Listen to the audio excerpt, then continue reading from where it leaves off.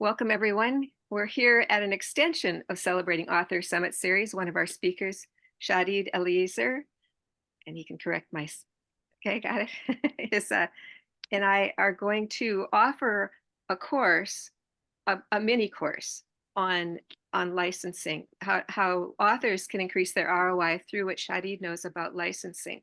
And I don't know what Shadi knows. I know about writing books and that whole thing, but he knows about really expanding your ROI of what that hard work that you've done. So I'm going to pin him right now and let him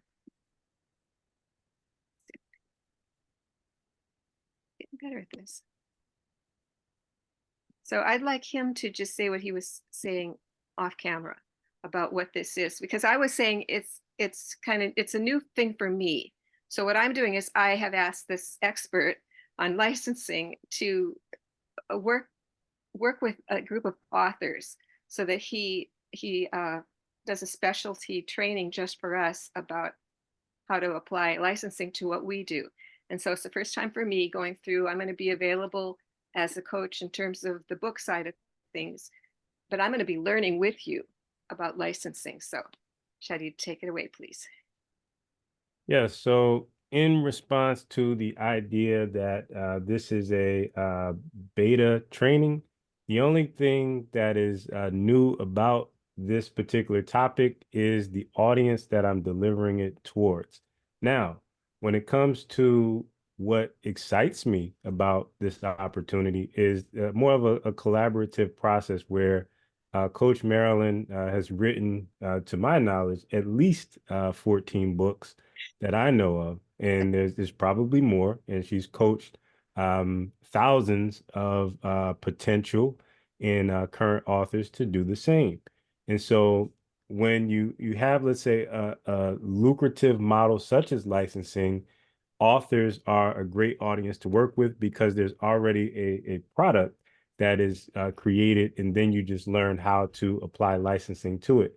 Now, what we were discussing before we went live is the concept of it being collaborative, where Coach Marilyn's process and model is in collaboration with, let's say, my licensing experiences. So what you receive in, let's say, being a part of this training is, if you're already an author or you're an aspiring author, you gain insight into how to write your next book more effectively.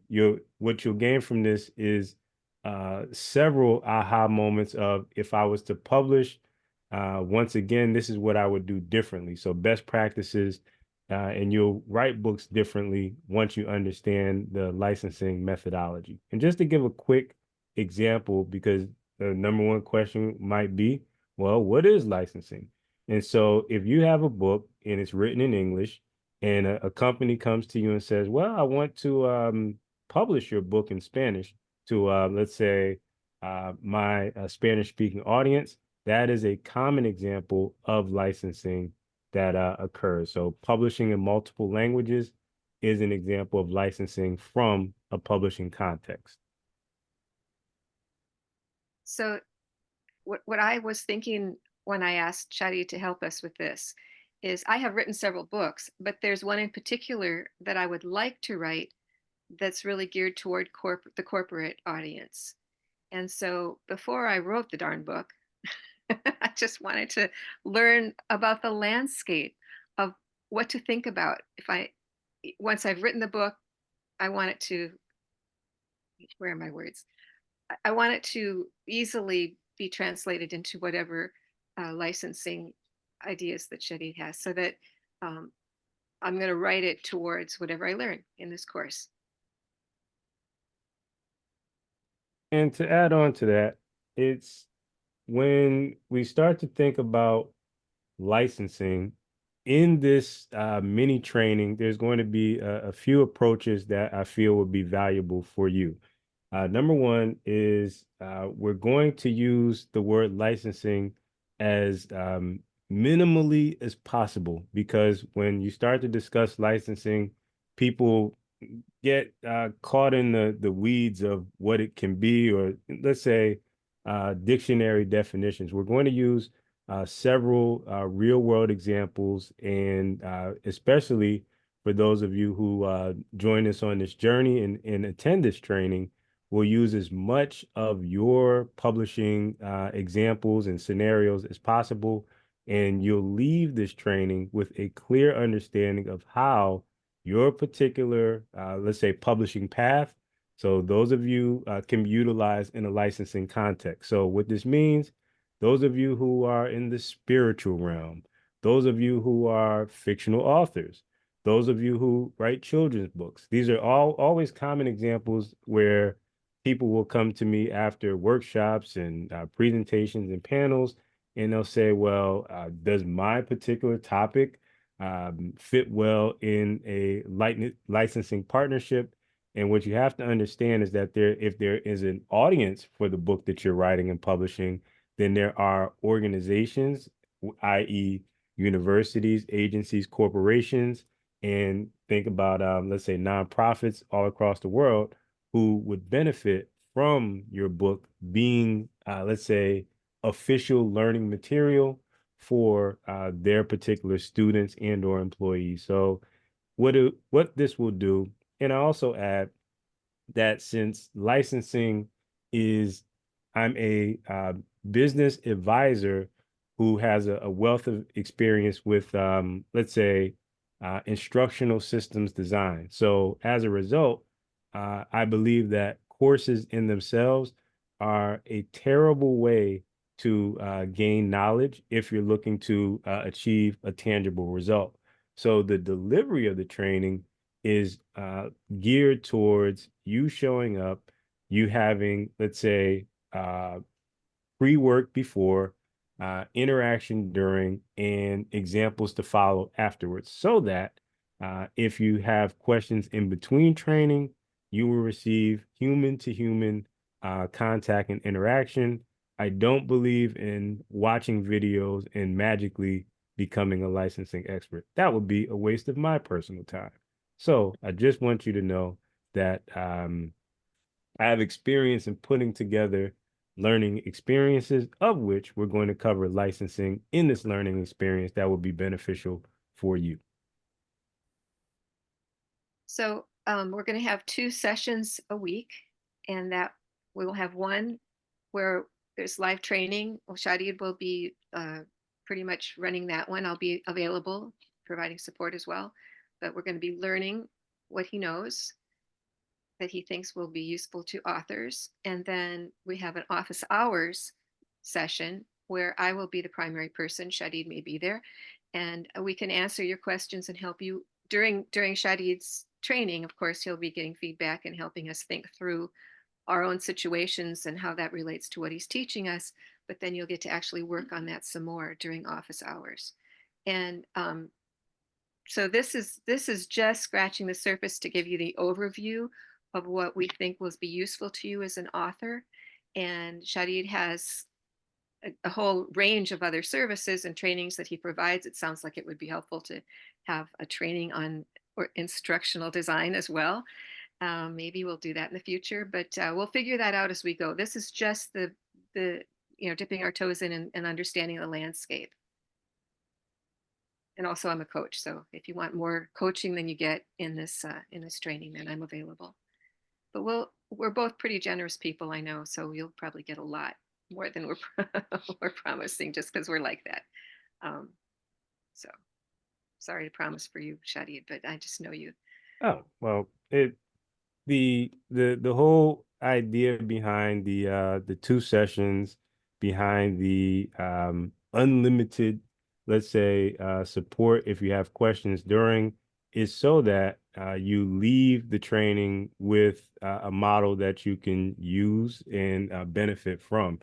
And let's say my approach to let's say, growing a business. I'm a former SCORE chapter chair. So small business is, the foundation that I approach anything from, including publishing. So in this particular training, you will look at your, let's say, your business plan as a publisher, and we have a, let's say, a modified plan that we apply to the licensing model so that you leave this training with an understanding of your book as a business. This does not matter if it's your first book or your 15th book. There, when you go down the checklist of steps in terms of building a business that is optimized for licensing partnerships, then it causes you to shift how you look at everything. And let's say from the 6 years that I spent as a SCORE chapter chair. So I was in charge and essentially of the uh, a chapter of the nation's largest network of certified business mentors with an office in the Small Business Administration in let's say in charge of several different counties within my state of Maryland. What I often found from an intellectual property standpoint is those business owners who, let's say, are under, let's say, mid six figures. So let's say 400 to 500,000 tend to focus on the service itself. This includes publishers.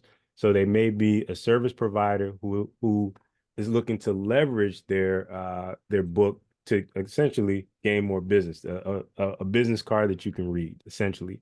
But those who are seven figures and beyond, they're playing a different game. They have identified their intellectual property and they're using it as leverage to create different opportunities and deals, of which licensing is the most lucrative form of intellectual property deal that you can create. So when you start to think about your book, not as just something that they say on average it takes 10 years to write your first book. And when you get away from the struggle that it took to publish it, and you start to think, well, my book is intellectual property, and how can I leverage it? That's where the fun starts with this particular training opportunity. I just want to say, as an author, I say writing the whole darn book because I kind of have a love-hate relationship with the process. And think about what you put into your book. Number one, you have some expertise. How did you gain that expertise? Through experience, through hard work, through learning, and you have your own particular version of how you see your field and your services and how you can help people.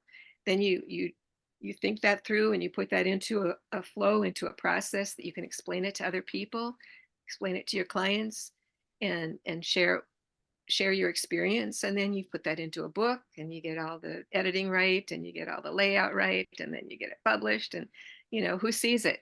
you know some people see it, like my book mentor was the ghostwriter for Seven Habits of Highly Effective People, Ken Shelton, and he helped me write my first book.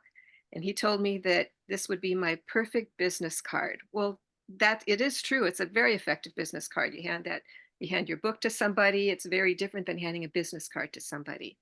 You get a whole lot of credibility just from being the author. You wrote the book. But think of all that you put into that book. And it's nice to have the business card. It's nice to be able to share that when you want to do a speech or something. But how can you get a lot more out of that hard work? So that's what we're about. So, Chadi, do you have any more you'd like to say, or should we ask for questions? Anybody have any questions? Well, as we transition into Q&A, we're entering into, of course, a new year. Everybody has their list of things they want to accomplish and things they could have done better. And this is the time to kind of reset the, let's say, our goal setting. And so with, let's say, Q&A, please share what your goal is for your publishing business. Doesn't necessarily, in any questions you may have about licensing and monetization, because what we're going to cover in the training is number one, ownership of intellectual property, monetizing that intellectual property, and identifying ideal partners through a licensing model. So please share once again, let's say your goals for your publishing business and any questions that you may have. So if you have a question, please just jump in.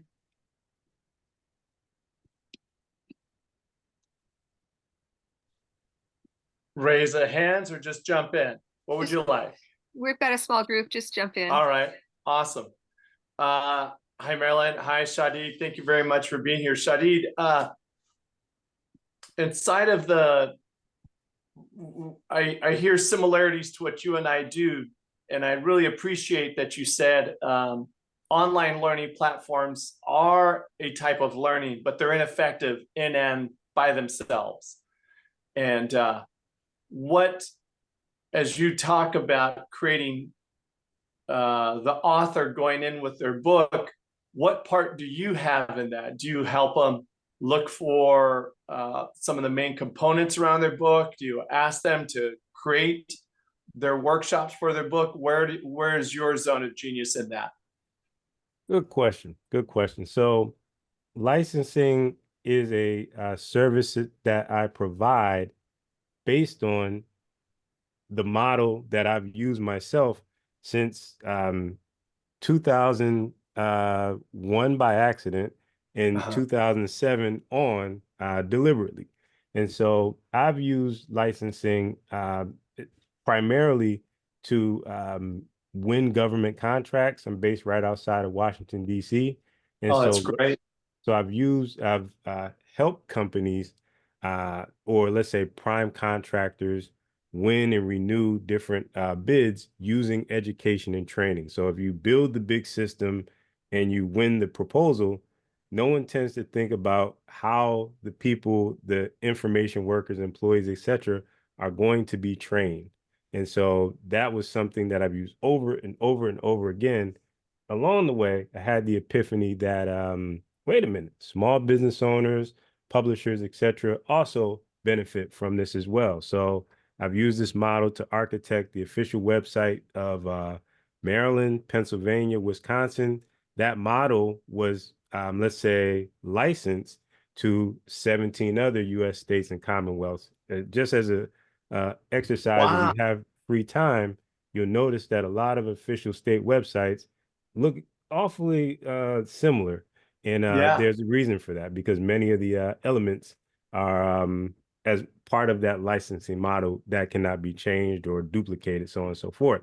So as it relates to, let's say, the question, let's say diving deeper into the publishing scenario. So if someone is an author, I I focus on business optimization through intellectual property. Intellectual property is the way that I do that. So if I say that a business owner over 7 figures is playing the intellectual property game, the question becomes, why was someone who is attempting or aspiring to get there not playing the same game if we're modeling what works?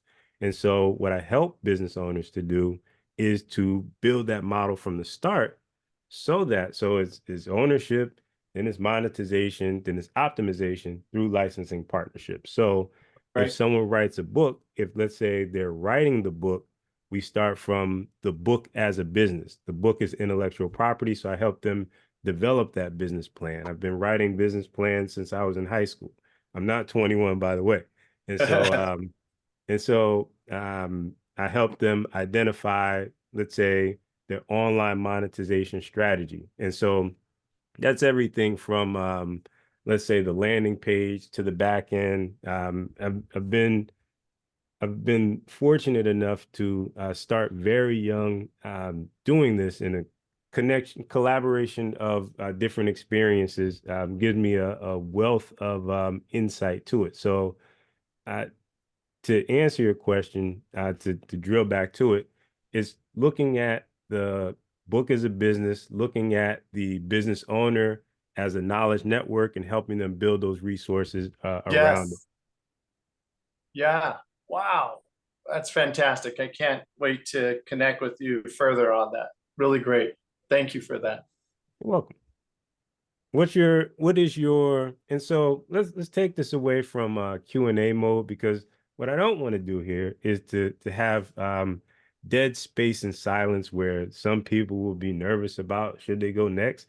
So let's just go down the line and talk about your particular goals for publishing. And if there's Um, something that is licensing related and or a scenario, let's give a scenario where licensing could benefit. That may be more beneficial for the group. Really great. Um, I write the curriculums and courses for nonfiction authors after they've written books. So similar to you, a lot of parallel in that. And also having authors, because most of them build the muscles of introverts when they go deep into the tunnel of creating. And I was a high performance coach, still am, coached track and field for years, did the Ironman. So the part I appreciate is that you protect it under the label of licensing, and I so you don't want Q&A. So my goal this year is to continue to have myself be known in the industry as someone who helps people create those programs from their books, right? So that's my 2024 goal, is to be out there and having people know that, yeah, there's life after publishing. That's what I want you to focus on, not just the ink on the paper. Okay, that's excellent. And so from, let's say, a licensing standpoint, you may have already thought of this. This is just throwing a suggestion in the air. Since you create the curriculum post publishing, I think what would be beneficial for your business from a licensing standpoint is to package the methodology. If there was, let's say, a 10-step, let's say, curriculum builder, Mm-hmm. that, and you made it easy and digestible for a nonfiction author to get their idea into a mini course. I like the idea, especially what's very popular nowadays is checklists and just mini action guides. Uh, Right. even so much as a lead magnet. And so if you were able to help, let's say, authors gain leads or potential readers in this context, or to develop their a mini course of some sort, that's something that so the concept in terms of licensing would definitely work. But then you have to look at the audience themselves. And so individuals just like Coach Marilyn, who has a large audience, would be a great woman to partner with.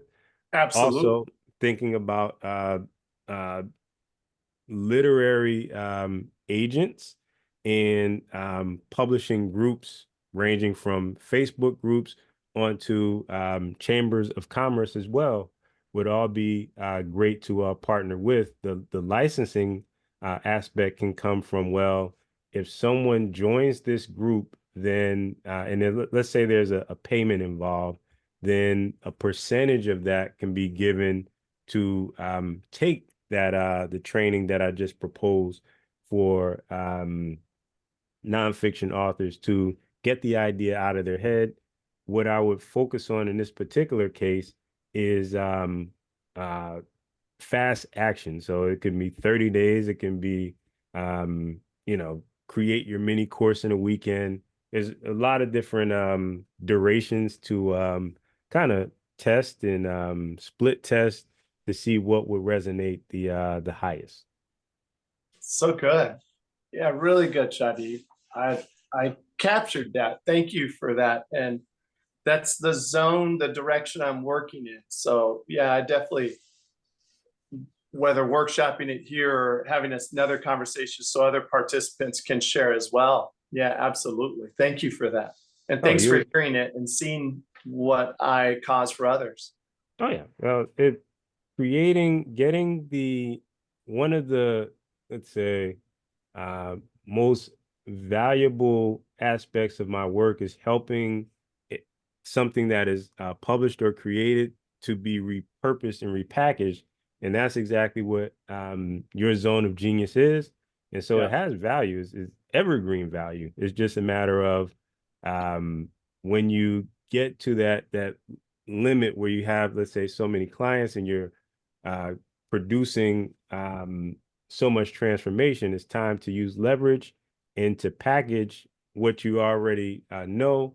And that's where licensing is a win in many cases. Awesome. I'll definitely be connecting with you on that. Sure.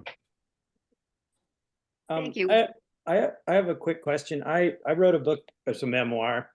It's about growing up in Aspen, Colorado. And so I've been reaching out to the local places here in Portland, Oregon, which is where I'm from. I mean, I grew up in Colorado in Aspen, but nobody here is interested in it. But the book itself is really about small towns, the culture, and having the culture sort of disappear and be bought out and sold off. So it actually applies to a lot of small towns all over the place. And so I was just wondering about how to promote. In other words, I run an animation studio. My wife's a graphic artist. So we've done the website, we've done the whole thing. The book's already been out. We put it out last spring. I just got it in the hands of Kevin Costner, but Okay. I kind of want to know how I can kind of reach out. I've been told podcasts, reach out to people for podcasts and get onto some podcast places. But what's your recommendation for something like that? That's sort of a coming of age, sort of a Stand By Me meets Dazed and Confused kind of thing, Aspen style. Oh, I like the I like the analogy. I understand it clearly. Um, well, Andy, meet Chris. Chris runs the authorlaunchpad.com. And so the first thing I would recommend if you want to increase visibility for anything you've written, what you need to do is teach it. Teach it. Teach it. Now, you may say, well, how do I teach a memoir about growing up in Aspen, Colorado, and get people to care? And so there's a few paths you can take. How you wrote the book. Let's say your frame of mind while you were writing it. So you can branch off into a number of different paths. And so when you approach people, or let's say entities such as bureaus or media outlets with education versus, let's say, opportunity, meaning I need your help versus I'm giving you education, the response tends to be uh, received differently. And so that's what I would focus on is how, instead of saying, how can I promote it, start to think about how can I create a curriculum from it and who would be qualified to receive it. And so every local college has some form, and every local high school has some form of program, after school or otherwise, where you can fill in as an adjunct and deliver that form of training. The beauty of delivering this form of training is it can be recorded. And once it's recorded, it can be repackaged over and over and over again.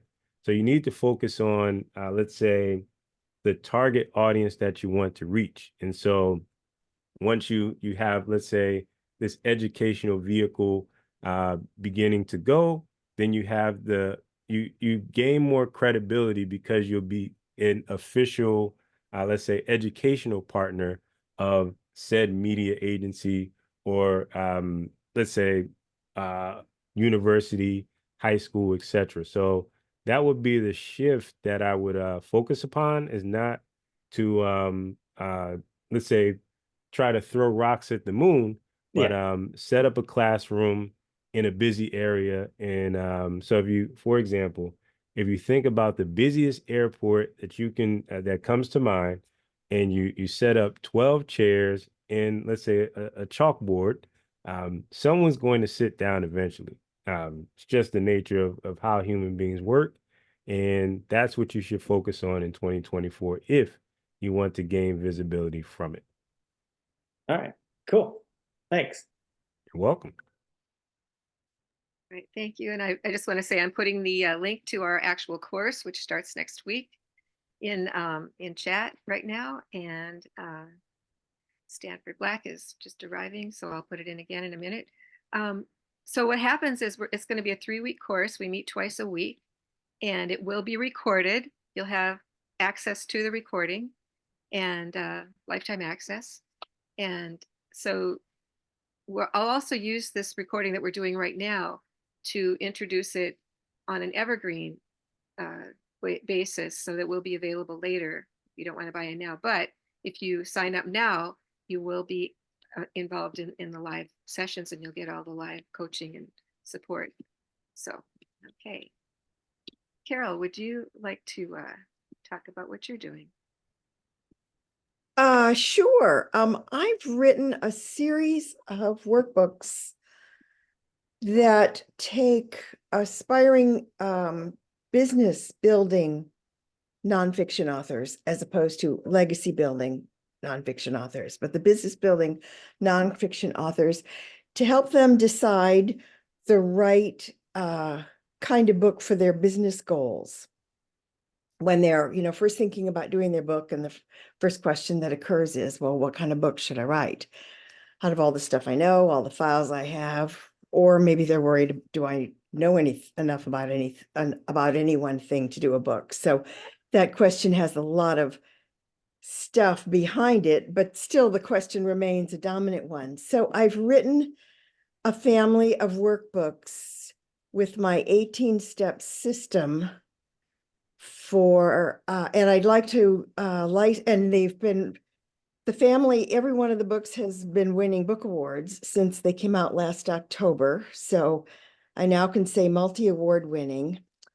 And so I basically put them together. I'm doing a course now on them, walking people through the 18-step system that will launch in the spring. And I want to license the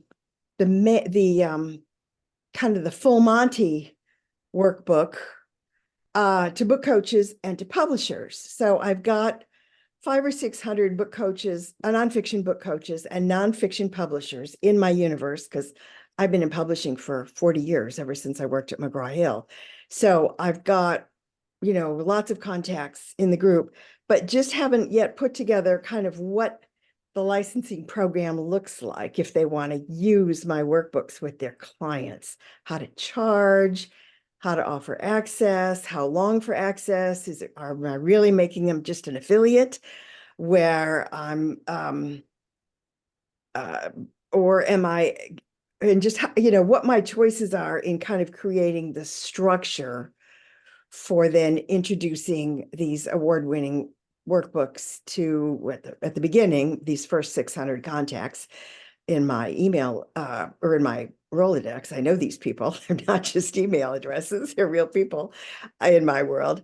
So that's where I am in my thinking, and where I've just got this huge question about, well, what am I offering them so that they might be happy to use my system.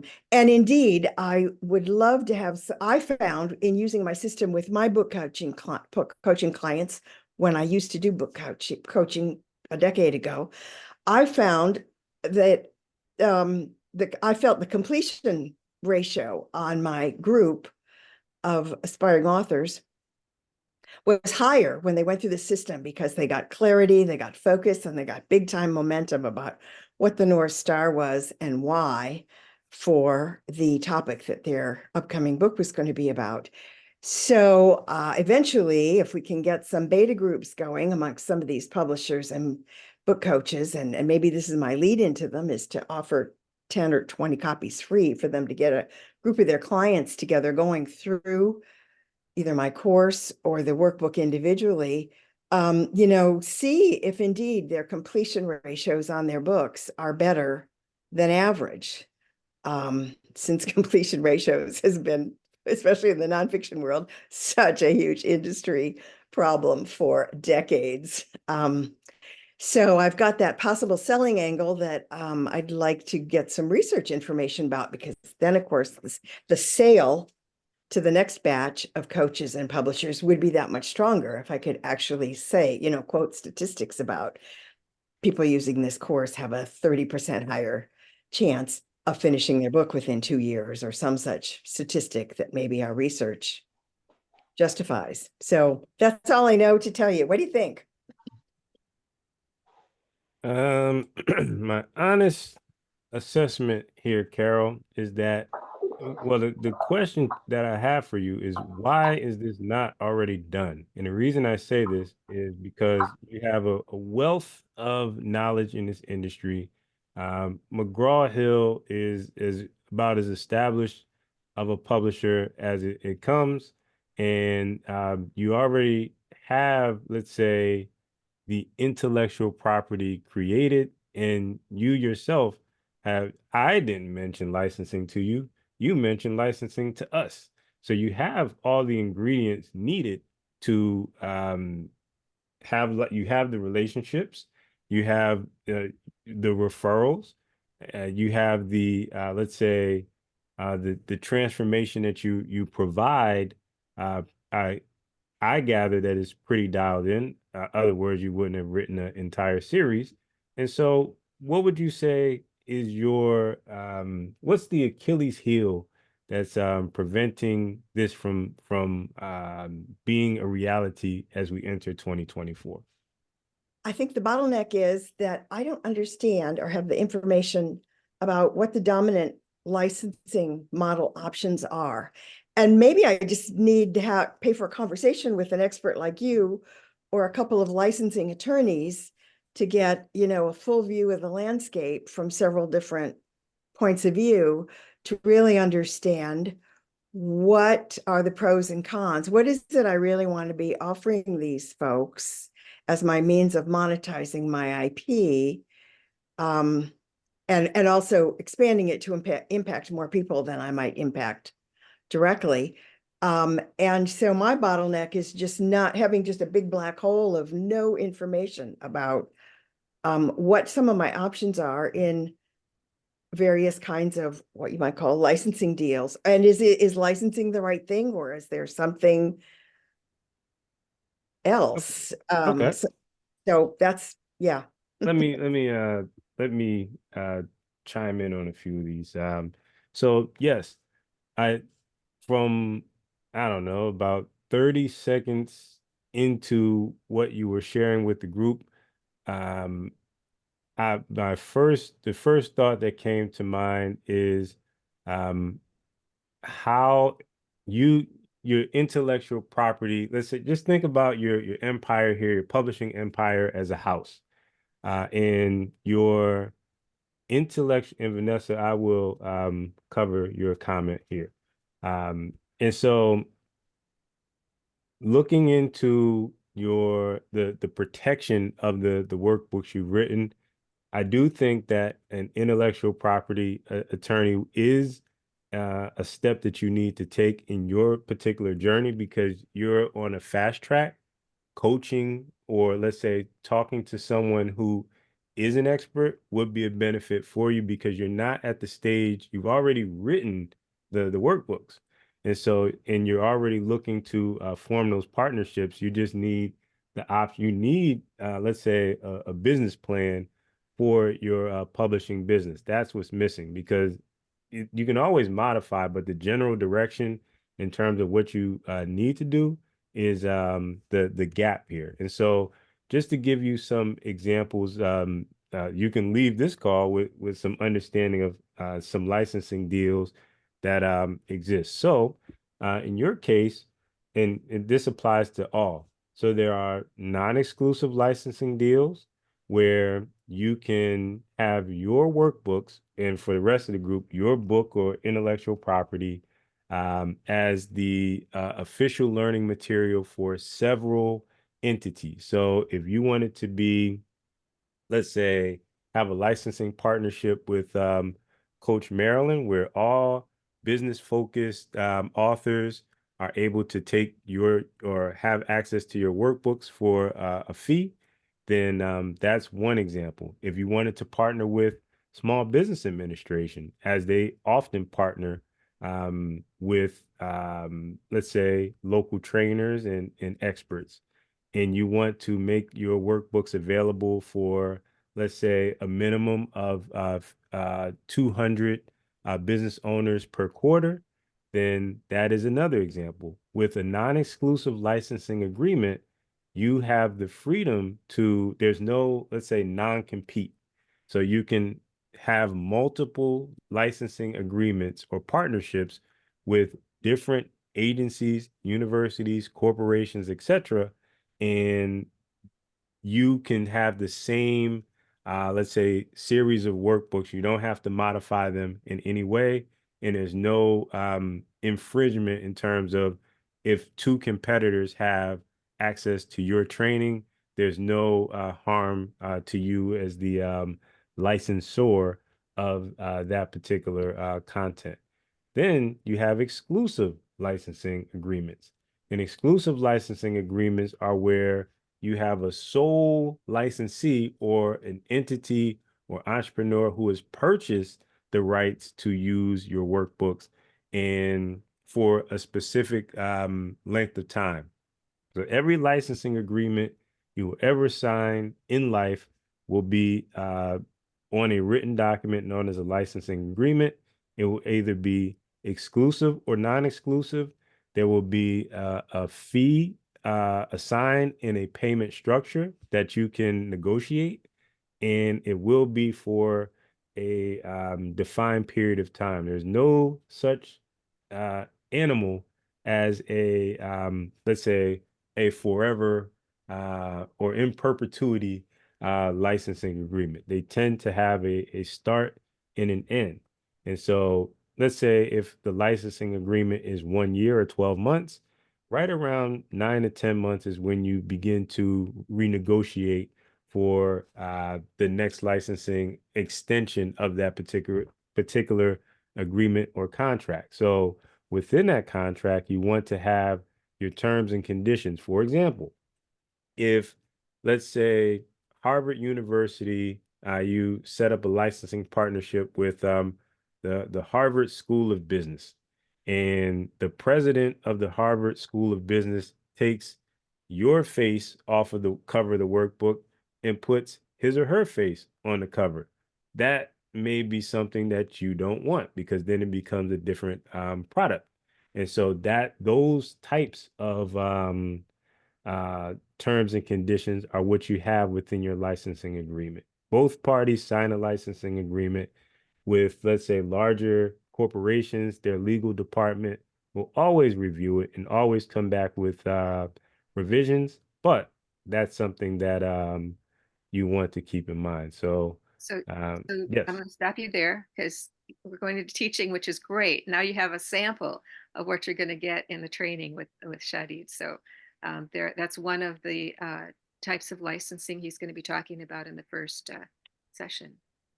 Oh yes. Well, this is there's no fear of giving away too much. Because if you're here on this call, you're looking to build that. I've never attended a call where I was able to leave the call and build an entire business in, 49 minutes.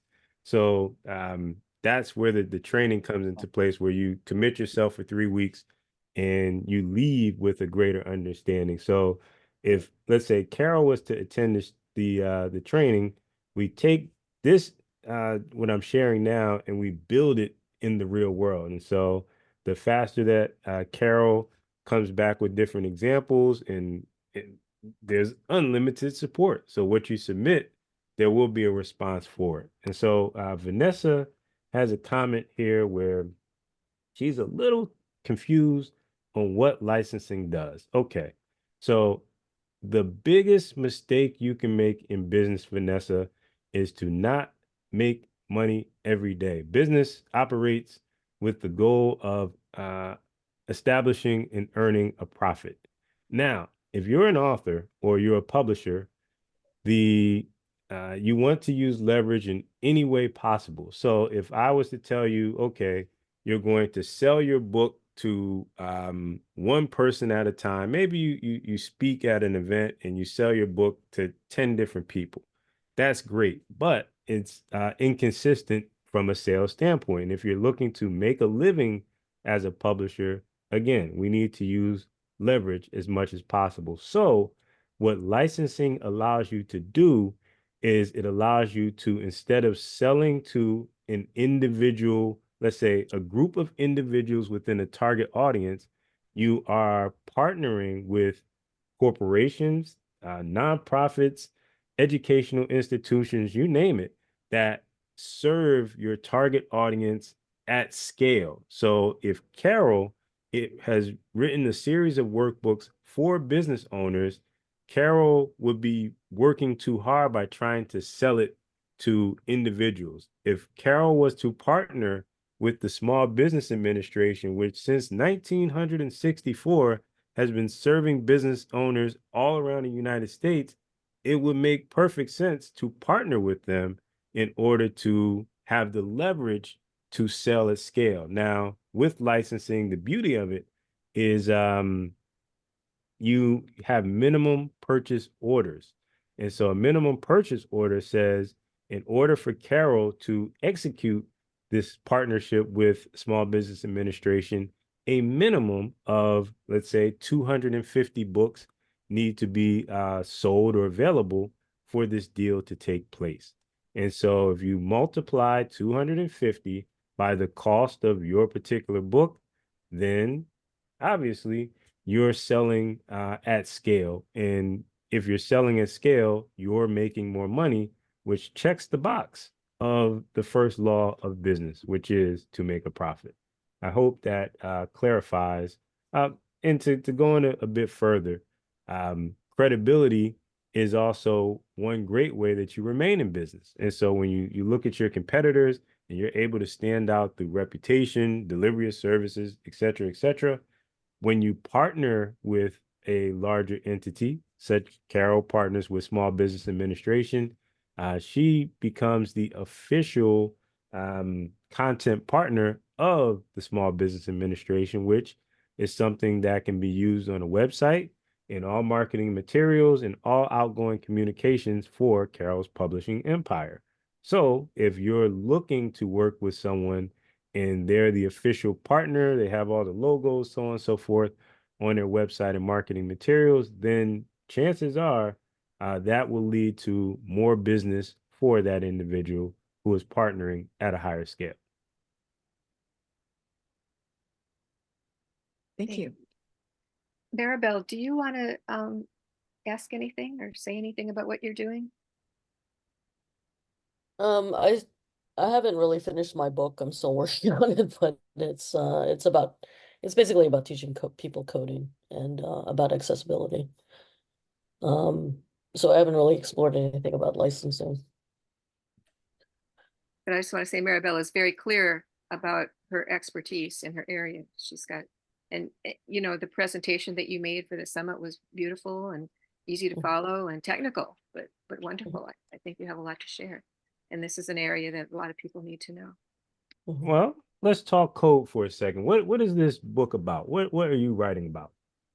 I'm basically teaching HTML and CSS coding, and I try to teach it more towards designers. I'm a designer, so it's not really for someone that's planning a development career. It's more for designers to expand, their ability to do more custom work, so, if they want to, work with a CMS like WordPress, but they can customize the theme more for the client because they have some coding knowledge, they can do that, so it helps them be more able to do things that maybe the template isn't enough for. But they don't have to know like all the nitty-gritty about coding because they're not trying to be a developer, Sure. And then I think a lot of designers feel like, oh, they can't learn coding because it's so technical, but I guess I'm trying to make it more accessible to someone with that kind of background, and it is something they can learn. And then also I think designers also need to be aware more about accessibility laws and requirements that I think aren't really taught as much in design school, or it's like, at least in my web design classes, it was mentioned as something, but there was no actual teaching. So most of the things that I learned, I had to learn afterwards while working. Okay. Well, in this particular case, this your scenario is a gold mine of opportunity in that coding, especially HTML and CSS, is, or let's say there are two areas that um, people are looking to learn at multiple age ranges, especially kids in the self-taught industry. Coding is exploding. So, from a licensing standpoint, user groups, conferences, you can't go wrong, and including sponsorships for what you're building. And so you can literally just go on meetup.com and just go down a list, and you'll have speaking engagements, you know, until the end of time. I'm very well versed in this particular world, and so yeah, I would say um, just think about the conference ecosystem, user group ecosystem, and there are after school programs. There's numerous coding organizations. If you want, let's say, to establish yourself as the expert, or you want to partner with other organizations, that would be the fork in the road that you would have to select. But sky's the limit when it comes to coding. Even if you focus it towards designers, it can still be, let's say, your approach to teaching it can set you apart from your peers. Mhm.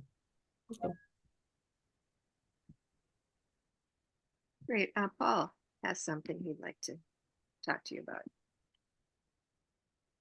Good evening. Yeah, good evening. I'm happy to be here.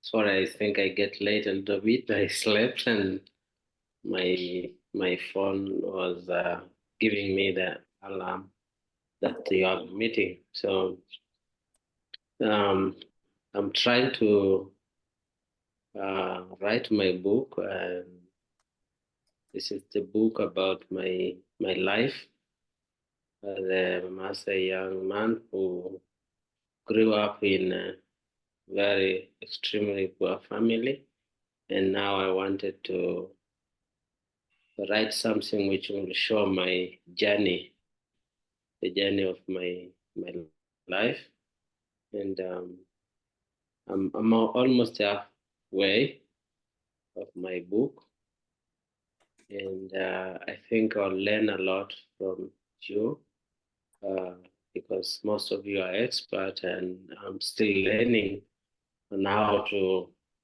because I might have all the book, all the material that I've written, but publications and people to support and the book to be sold. So um, I'm here to learn actually, because I can share more of my experience in my life, in my adventure, and my experience and my master culture. So here I am more of a listener and a learner. So as I came halfway, I think I've been capturing little things I think are very interesting to me. Well, what time is it in Tanzania? Is it close to midnight? Yeah, almost midnight is 12 a.m. now. There we go. Okay. All right. So And I'll just jump in and say there will be a recording of this call that you missed, so you can listen to the rest of it. I'll be sending that out really soon. First off, Paul, I applaud your dedication here and staying up a few hours to be a part of this. As I mentioned before, I like to, we're all on a journey. And the one thing that stops a lot of people from accomplishing what they set out to do is when you look at others as an expert, sometimes it can freeze what your progress may be. Every day that I wake up, I'm looking to learn more about what I do and what I'm looking to accomplish. And so what you have to understand, especially from a publishing standpoint, is that your journey, I can't write your journey. You're the only person who can write your journey. So that qualifies you as an expert on your journey. And so that's the first thing. The second thing is you want to build a community around what you're writing as you write it. So when I said earlier in the call, it could have been before you joined, to teach your book.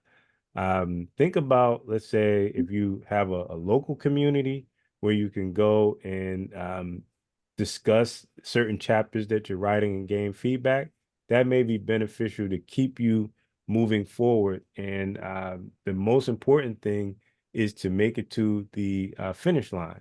So there's numerous distractions that will stop you from writing.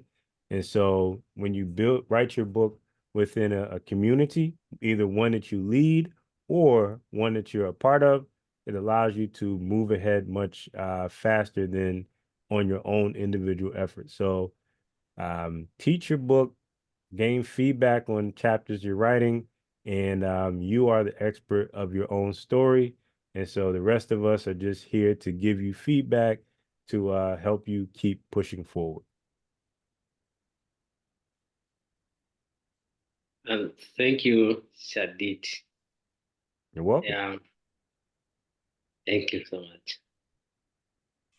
You get lots of support. You're not alone, you know. A lot of people out Yeah, there trying to write their darn book. thank you so much. Sometimes I have some question like, um, you know, for the mass, I grew up in a community where before people are not believing of Christianity. We have the other way we believe on our own way, like people believing on certain trees, doing sacrifice on under the tree. Now I have come to where I found the Christianity. I'm a Christian myself, but I found a lot of things that I wanted to write about Christianity within my book, but I get a little challenges from my colleagues that are telling me just leave church, religious things away from your book. Yeah. So these are the things maybe I wanted to share. I get a little challenge because I wanted to include some of the challenges that I see from the church perspective and the way it's influencing our communities, our people, to move from what they have been believing, which is not wrong actually, um, to a new way of believing. So that is one of the challenges that I'm a bit facing on writing. So maybe for your experience. Well, your story is your part of your journey. And so if you feel that your time in the church or different events that have led to you um having a stronger faith and belief are an important part of that story, you have to tell it and you have to write it as such. What you have to be careful about is religion tends to be a subject where it's personal. And so you just have to be mindful of that. But telling your story in a complete way would include your religious, let's say, teachings and what you've learned from your journey. So I would include it. And I would say there are different ways to look at this. So the process of writing a book is really a lot of personal development as well. It's cathartic. I mean, you get your story out there. So I would say I would recommend your first draft be everything that matters to you, and get it out there. And then when you go through the next step is you think about your audience. At first it's getting it out there. I can really hear that that would be an important step for you, just to say it.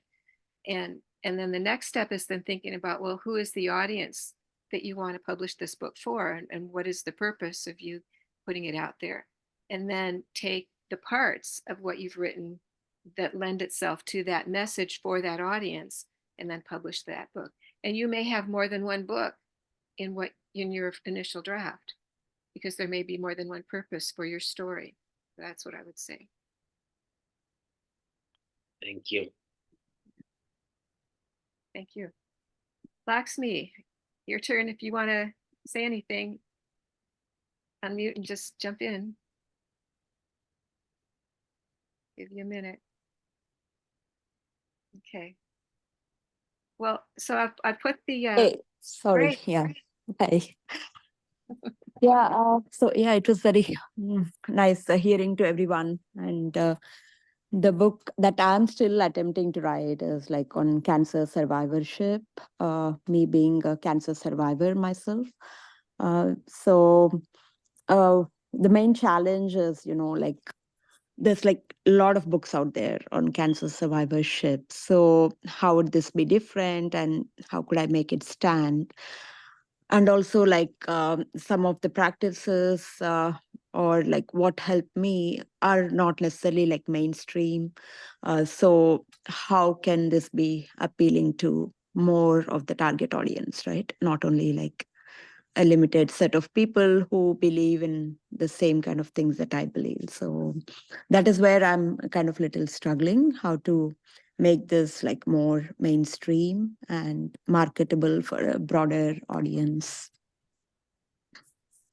Any thoughts, suggestions there? I would say, well, this is more of a publishing question, Coach Marilyn. Okay. Well, I didn't quite catch everything you said, but what I'm hearing is that you do have a topic and you have a message, and I'm guessing there's a personal story in there somewhere. So Yes. I would have you, like I just told Paul, if there's a helpful process in just getting the whole darn story out there for yourself. Mm-hmm. Because sometimes, in fact, Nathaniel Branden, one of a really famous author here on self-concept, I was talking to him as I was publishing my first book. I was able to actually have an audience with him and his wife, and he looked at my book, and he was talking about his process in writing. And he said for one of his books, he's an expert, right? And he was exploring this topic while he was writing the book. He didn't have the answers when he started writing the book. So there's a part of the process of writing that is an exploration. And Mm-hmm.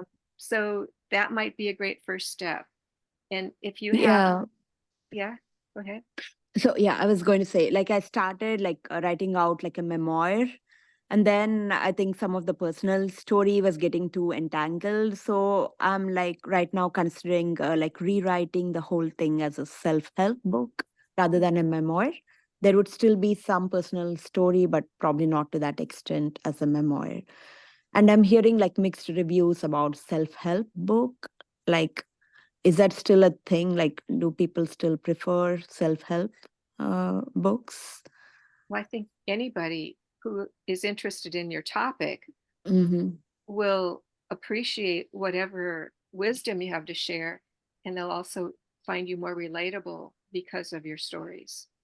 So I would say again, if your stories are getting rambly or whatever, maybe that was useful for you, and Mm-hmm. maybe let the rambles happen, and maybe later on you'll kind of understand where that's leading, and maybe that's actually leading to another concept or another book or something.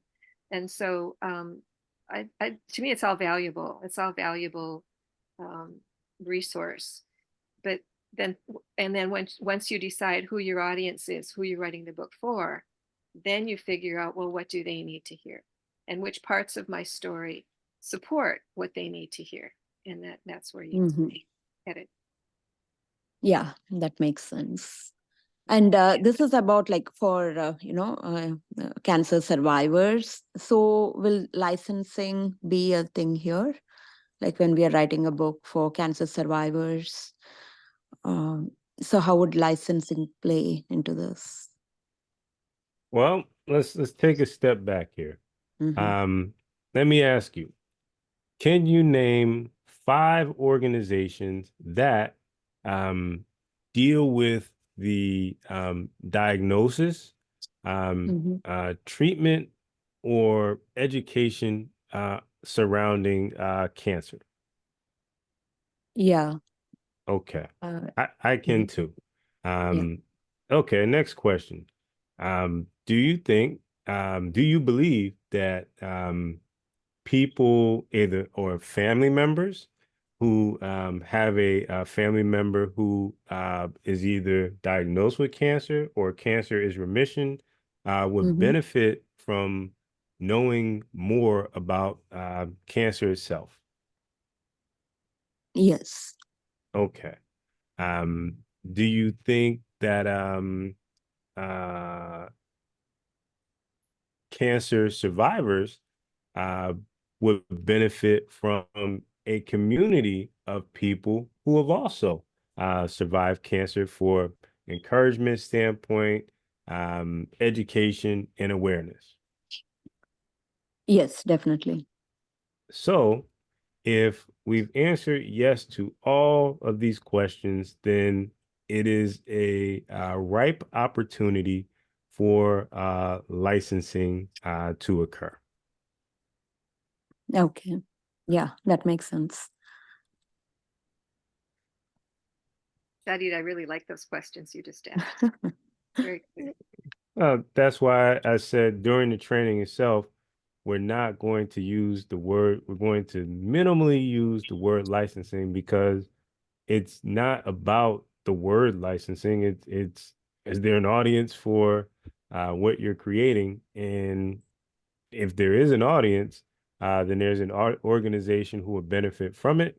And most people don't understand that most organizations don't create their own content. They partner with business owners and experts to create it. And that's everywhere from universities, so on and so forth. Even the churches that we all have attended in life, when you look at the Bible itself or the hymn books within the church, the pastor doesn't write the Bible in your church, and the choir, they don't write the hymn books. Where are they getting these books from, people? Those are the most common examples of licensing that exists. So, um, just about every cause, every let's say major educational type of topic, ranging from coding to AI to you name it, small business, all have uh, great examples of licensing that you can find. Makes sense. Yeah. Thank you. Welcome. Well, I want to thank you, audience, for your wonderful questions and our dialogue.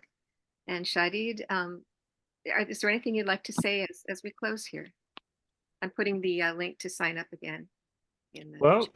we've spent this non-refundable time going through some of your goals, answering your questions, and basically gaining an understanding of how licensing works, what it is not, and how it can benefit you as a aspiring or current author.